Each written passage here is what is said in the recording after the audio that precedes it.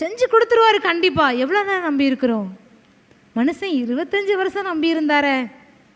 யோசிச்சு பாருங்க. நம்ம இதை எவ்வளோ நாள் தியானிச்சிருப்போம்.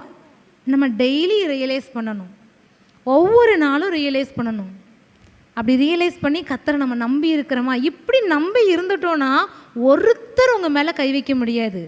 அப்போஸ்தலர் 18ஆம் அதிகாரம் 10ஆம் வசனம் சொல்லுது, நான் உன் கூடவே இருக்கேன், உனக்கு தீங்கு செய்யும்படி ஒருத்தர் உன் மேலே கை வைக்க முடியாது. ஒருத்தர் வைக்க முடியாது உங்கள் மேலே கையை.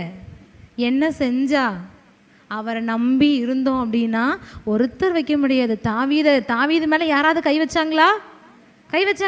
சவுல் 3000 பேரை கூட்டி சுத்தினாரு. சுத்துன்னு சுத்தினாரு சவுல். பிடிக்க முடிஞ்சுதா தாவீத? நோ. ஆனால் சவுலோடைய சால்வையை கட் பண்ணி எடுத்தாரு தாவீது. எடுத்தீங்க பாரு, உன்னோட ஷால் என் கையில் இருக்கு. ஆனால் கொல்லலை. அப்பேற்பட்ட மனுஷன் தாவீது. ஏன்னா அவர் ஆண்டவரை நம்பி இருந்தார். கர்த்தரை நம்பி இருக்கும்போது எவ்வளோ பெரிய பிரச்சனையானாலும் ஒன்றுமே இல்லாமல் ஆண்டவர் ஆக்கி போட்டுருவார். பலன் உள்ளவனுக்காகிலும் பலன் அற்றவனுக்காகிலும் உதவி செய்து அவருக்கு லேசு, ரொம்ப லைட் வெயிட், ரொம்ப லேசான காரியம்.